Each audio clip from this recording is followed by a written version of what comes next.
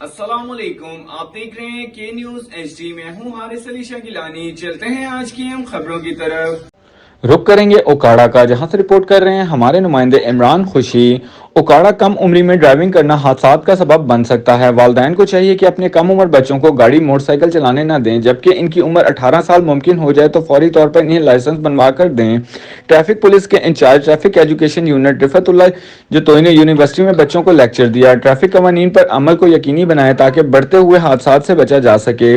जिंदगी बहुत कीमती है, ट्रैफिक कवानीन पर अमल दरामद करके हादसात से बचा जा सकता है। यूनिवर्सिटी में बच्चों के लिए लर्निंग लाइसेंस काउंटर का कयाम किया गया, जहां पर 18 साल से जायद उम्र के बच्चे लाइसेंस बनवाने के लिए आ रहे हैं। बच्चों ने इस अहसन इकदाम को खूब सराहा।